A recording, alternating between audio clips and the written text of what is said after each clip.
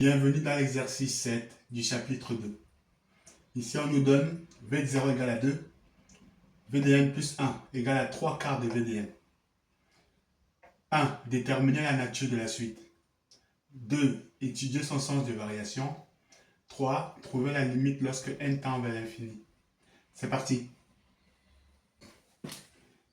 Question 1. Alors ici, qu'est-ce qu'on remarque? On remarque que V de n plus 1 est défini à partir de V de n en le multipliant par 3 quarts.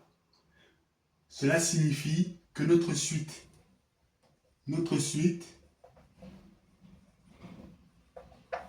est géométrique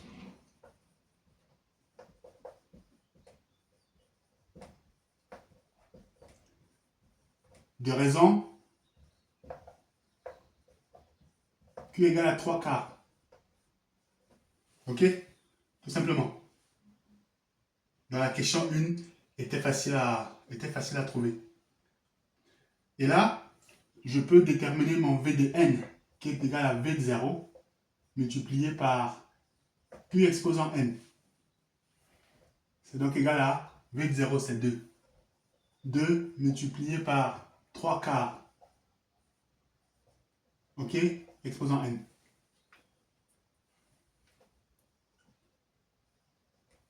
Voilà. Donc, j'ai déterminé ici V de n. Ok? Ça, c'était une ligne additionnelle, mais la première question a été répondue ici en faisant une simple analyse des données. D'accord? Voilà. Question 2. Étudier son sens de variation. Alors ici, on va étudier le sens de variation de la suite en observant la raison. Ok? On peut dire que comme la raison, ok, est supérieure à 0 et inférieure à 1, ok, c'est bien le cas ici, ok, du coup, Q de n décroît, ok, Q de n décroît lorsque n augmente. D'accord? On peut faire cette analyse-là. Voilà. Donc, puisque la raison est comprise entre 0 et 1, ok? Q de n décroît lorsque n augmente. Et alors, on peut encore le dire, puisque V de n est égal à 2 multiplié par 3 quarts exposant n, ok? La suite va suivre le même comportement. Ok? On peut donc dire que, alors ici, puisque V de n est égal à 2 fois 3 quarts exposant n, la suite est décroissante.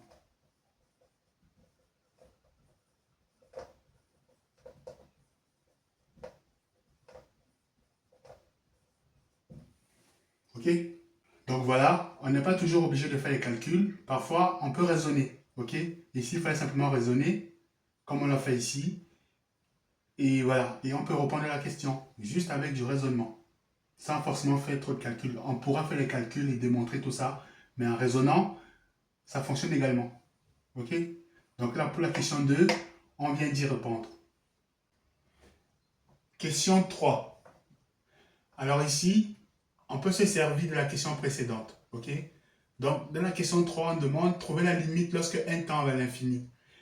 Et on peut reprendre la question précédente. On sait que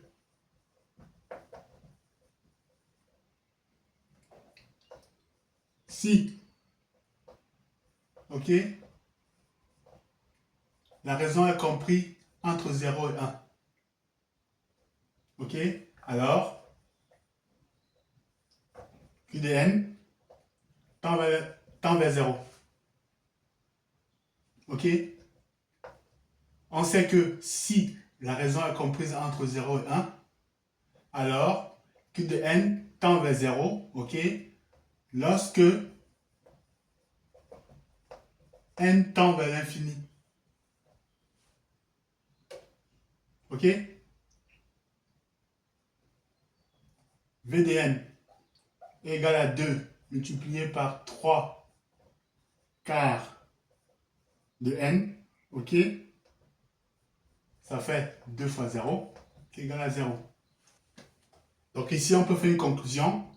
Limite, lorsque n tend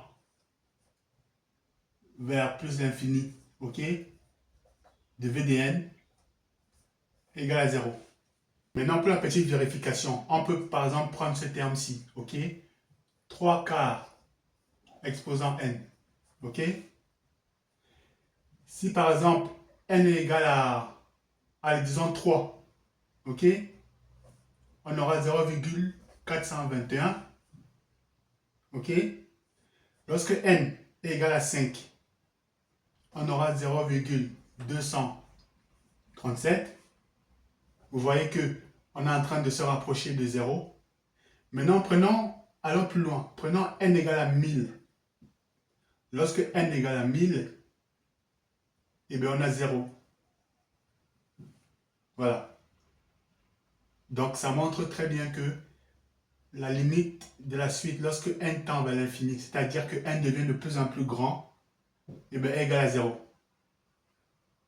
En prenant n égale à 3, on a ça.